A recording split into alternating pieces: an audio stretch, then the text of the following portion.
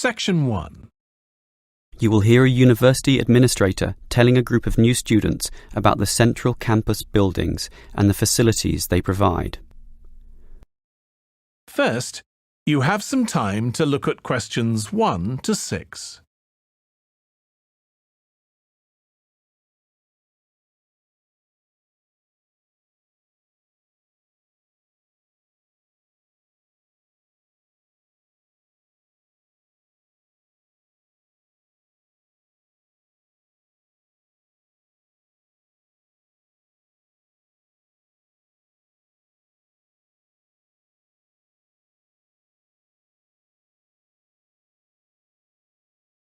Listen carefully and answer questions 1 to 6. Welcome everyone to the Brandon Complex, the geographical and, we could say, spiritual heart of this university. This is basically where everyone eats too, as you can see by looking around. There are many different cuisines here, Chinese, Indian and Middle Eastern, plus the usual fare of a local type, all in that corner over there. We have many shops here too, but the biggest is Wilson's right there, providing clothing and hardware. That's next to all the restaurants. Now, on the opposite side of Wilson's we have 3 shops. The one in the corner there, closest to the restaurants, is for DVDs. Yes, the DVDs are cheap and affordable, and you can also rent DVD players as well. Moving on, in the corner directly opposite Wilson's is the Student Union office. Incidentally, you are all encouraged to join the Student Union, as a Student Union card gives you many benefits, including discounts on basically everything you can buy here at the Brandon Complex. Outside this complex, on the other side of the road, you can just see it from here in fact, is a building that we call by the rather unusual name, the H Building. Next to this, on the other side of some trees along the main road, is the Engineering Institute, but that doesn't have anything to do with the Brandon Complex. One last thing is that just outside this door, near us here, you can see a grassy oval patch. Well, that's the playing field for what we simply call the fitness room, which is alongside. So you can put on some calories here at the restaurants and then burn them off at the fitness room afterwards. Oh, I forgot to mention this shop right here, in the middle, beside the Student Union. It's the bookshop. And as you can see, it's always busy, always popular. You can buy newspapers, magazines and stationery there, plus a few clothing items as well, just as you can at Wilson's. Why don't you go and take a look right now? Before you hear the rest of the conversation, you have some time to look at questions 7 to 10.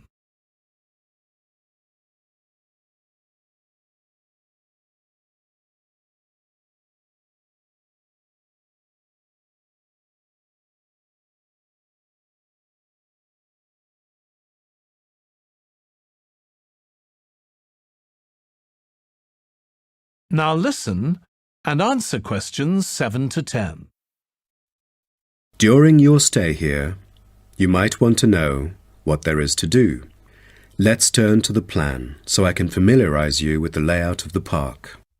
Most tourists would choose to stay in our guest house, located in the southeast corner. It features 63 tastefully appointed guest rooms, many of which offer spectacular views of the park. You'll find a home away from home at our guest house. But for those who want to experience the natural beauty up close, there is also a campsite. When you get out of the guest house, go straight ahead, turn right at the end of the road. To your left, there is a campsite amongst the trees where you could spend a night under the stars together with owls and chipmunks. If you look at the top left of the plan, you will notice a picnic area. You can either bring your own food, or we can deliver food to you. Barbecue is an option. The business centre is situated directly opposite the picnic area. It provides flexible, fully serviced offices, conferencing suites, meeting rooms, and is equipped with the latest multimedia facilities. Wired, as well as wireless, high-speed internet is available within the entire premises. The centre is designed to cater to both individual travellers and corporate groups. Visitors can also go to the museum, which holds a vast collection that exhibits local history and a natural habitat. You start from the guest house, just turn left at the first conjunction, then walk past the tea house, turn right. You'll see the museum after making the third right. Have you found it? Pretty easy, right? To spend a delightful afternoon with a book and a fresh cup of coffee, you can go to the only cafe in the park. From the guest house, you go straight, then take the second right, and you'll see the cafe right in front of you. You might want to check out our all-season tennis court, which offers instruction for all ages and skill levels. It is located right opposite the cafe. That is the end of section 1. You now have half a minute to check your answers.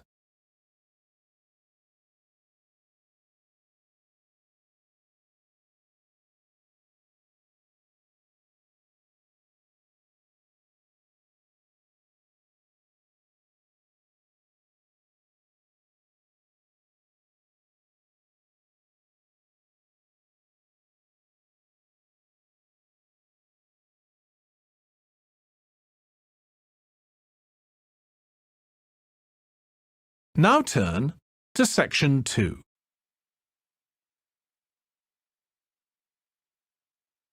Section 2. First, you have some time to look at questions 11 to 15.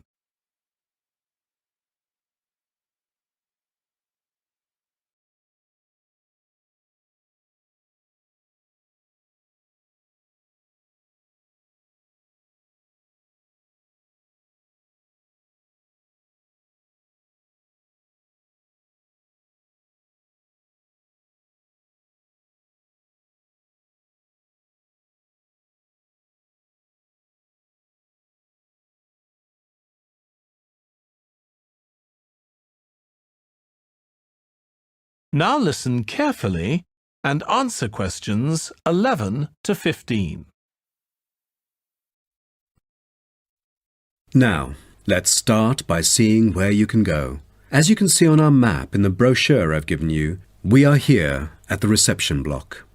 We have a famous mill which is used for making and processing materials such as steel and coal. To visit it, just go straight ahead, north, along the path in front of you, and you'll find it at the end of the path. Now, towards the east, go along the path from our starting point. Turn left to the corner and then turn right. There is a car park at the east end of the lane. To the west, there is a museum. Past the shop, around the crossroads, and it is just located at the west end of the road. And by the way, the shop is specialized in selling a variety of ore-related souvenirs, including key rings, postcards, tin-made Lewis chessmen, and even Roman soldiers which are made from beautiful pyrite. If you are interested in the laboratory where scientific experiments, analyses and research are carried out, it is situated at the southern part of the park, opposite the shop. I bet you'll be happy to hear that this laboratory is also used for gold and crystal refinement, so don't miss this one for the sake of it. I assume by this time you'll all need some rest and refreshment. So we have an excellent cafe which caters for delicious food and beverages at the other side of the road next to the shop. Of course, if you want to spend some time in the fresh air, we have a perfect picnic area which is just right and northeast of the reception block. Further east, there is a path leading to the northern part of the park, and at the end of it is the toilet. Now, most of the visitors would choose to use the mailbox and send the beautiful postcards to their friends. To reach it, just...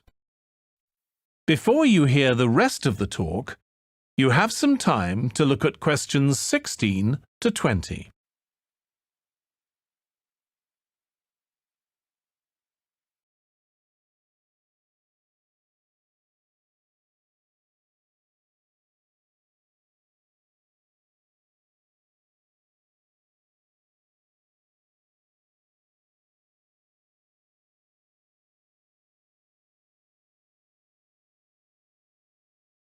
Now listen and answer questions 16 to 20. Welcome to everyone here. I hope you enjoy your stay in our village and enjoy the local scenery. I'll tell you a bit about the forest and mountain tracks in a minute. But first, I'll just give you an idea of where everything is in the village. So, we're here in the Tourist Information Center, and when you come out of the center, you're on Willow Lane, just opposite the pond. If you want to get to the supermarket for your supplies of food and water, go right. That's the quickest way, and then turn right at the top of Willow Lane. And it's the second building you come to, opposite the old railway station. If you're planning on doing some serious climbing and you need some equipment, we do have an excellent climbing supplies store just 5 minutes walk away. Turn left once you're outside the Tourist Information Center. Take Willow Lane all the way up to Pine Street. You want to go left along here. Then keep walking and go up Mountain Road on your right until you come to the next turning on the left. Head down there and you'll come to the climbing supplies store. If you get to the small building that sells ski passes, you'll know you've gone too far. You also need to head to Pine Street for the museum.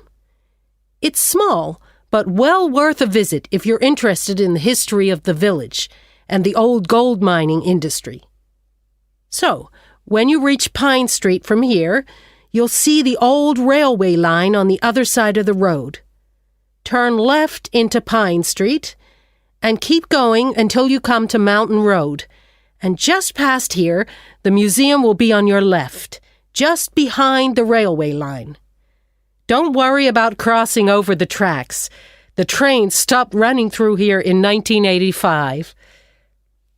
If you're planning on following one of the easier forest walks, you might like to hire a bicycle. To get to the hire shop, again, you need to head to Pine Street. On the left-hand side of Pine Street, you'll see the town hall.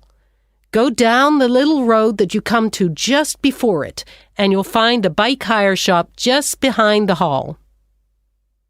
They have a good range of bikes, so I'm sure you'll find something that suits your needs. Last but not least, if you're hungry after a long day's trek, I can recommend our local cafe. Again, when you leave the Tourist Information Center, turn right and follow Willow Lane until it joins Pine Street. And right opposite, on the far side of the railway tracks, is the cafe. That is the end of section 2.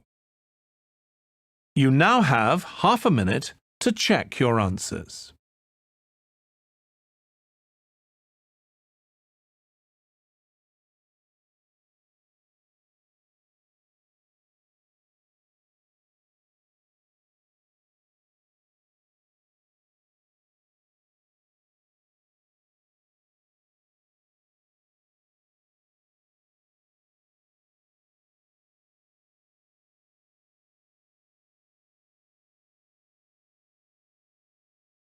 Now turn to section 3.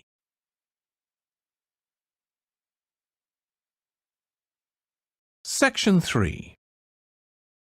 First, you have some time to look at questions 21 to 24.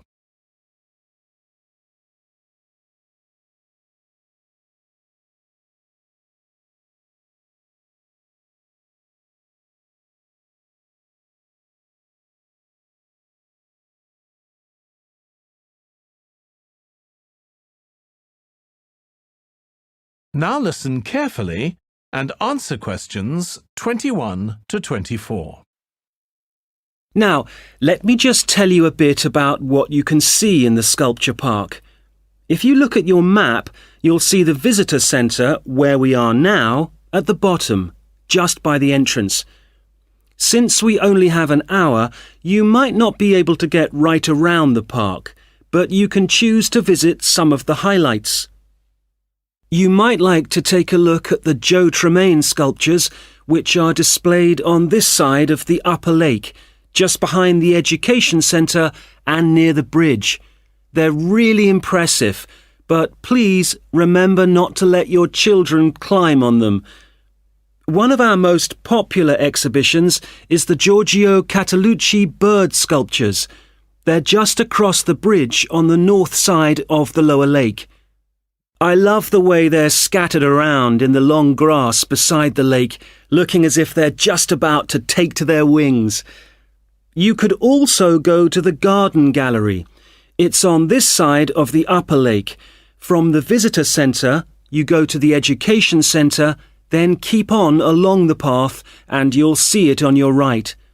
There's an exhibition of animal carvings there which is well worth a look. We also have the Longhouse. That's quite a walk. From here, you go to the bridge and then turn left on the other side. Soon you'll see a winding pathway going up towards the northern boundary of the park. Go up there and you'll find it at the top.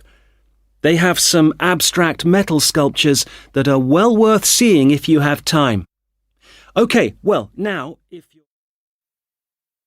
Before you hear the rest of the discussion, you have some time to look at questions 25 to 30.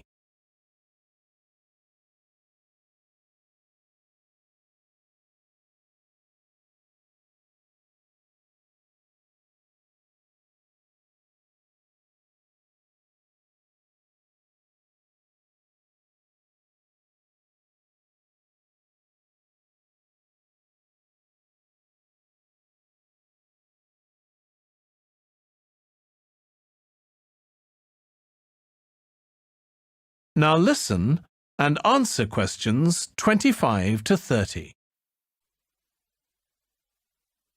Now, we've also put together a map which we've sent out to all the residents in the area. And on the map we've marked the proposed changes. Firstly, we'll plant mature pine trees to provide shelter and shade just to the right of the supermarket in Days Road. In order to address the traffic problems, the pavements on the corner of Carberry and Thomas Street will be widened. This will help to reduce the speed of vehicles entering Thomas Street.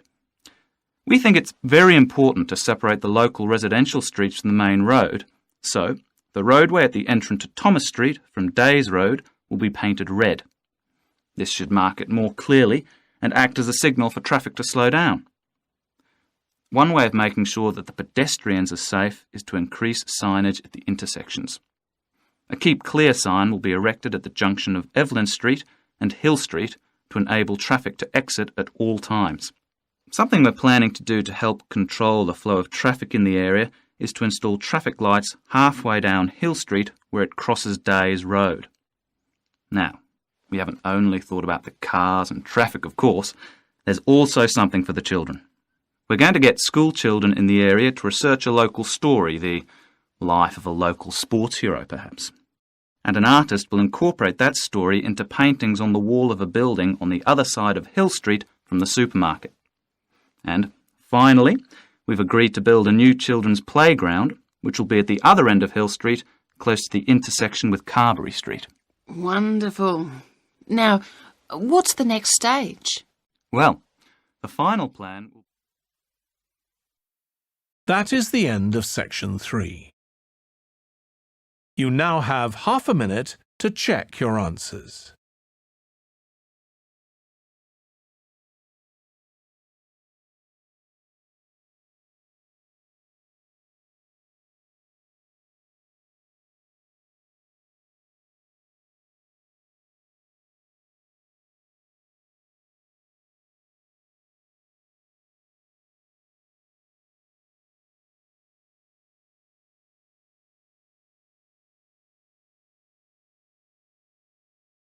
Now turn to section 4.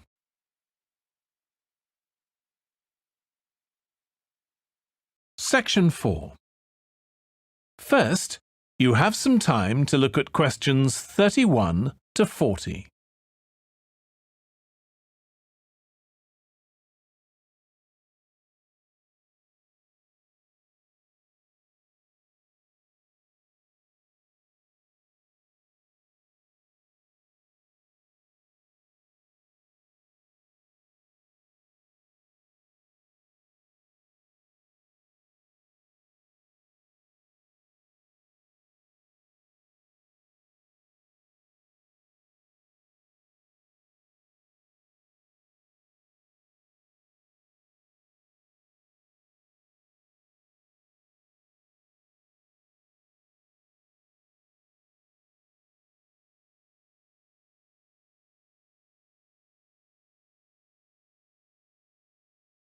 Now listen carefully and answer questions 31 to 40. Now, if I can just show on this wall map here where they all are, you might like to go and have a look round. If you come into the main university entrance, at the first junction, you'll find that Brown Hall is on the corner opposite the theatre. So you're nice and near the station here, though I think it can get a bit noisy with traffic. The same applies to Blake Residence, which is directly facing the junction to the university entrance. These halls are often used by medical students and such like, as they're out all day, so don't notice the noise. Anyway, if you then walk along Campus Road towards the main circle, you'll see the library on the corner, and Queen's Building is just past that as you head north. You will find that it is quieter here, and you may get fewer visitors. By the way, the circle is quite a feature of the campus, as it's set into the hills and has a brand new sports center in the middle. It's worth going to look around it. Now, the Parkway Flats are on the opposite corner to the library, facing the circle, as you head towards the main buildings. The main buildings are only about a 5-minute walk from here, and places in these halls go quickly, so my advice is to reserve your place as soon as possible.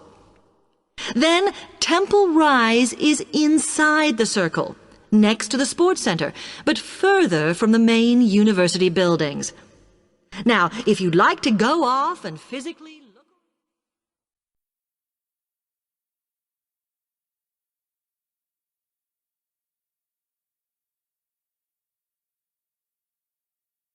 OK, thanks.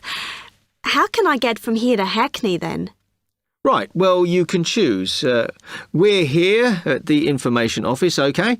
Now, next to us, on the corner of the High Street and Sweet Street, is the bus stop, opposite the bank. Uh-huh. The bus goes all the way to Hackney, but it is a very indirect route, so it could take ages. Ugh. If you want to take the train, walk down the High Street towards the city. Go past the bank, and on your left is the station, just before you get to the post office. There's a mainline service to Hackney Wick, so if you need to get into the centre of Hackney, you may need to pick up a bus when you get there. Opposite the post office, on the corner of Hart Lane, is the tube entrance. You'll see the big signs.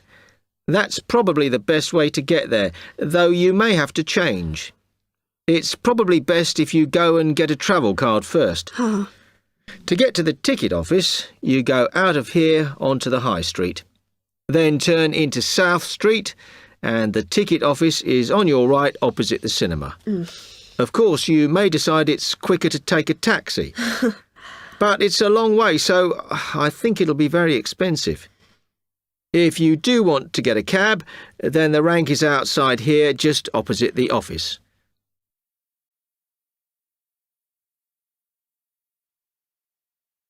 That is the end of section 4. You now have half a minute to check your answers.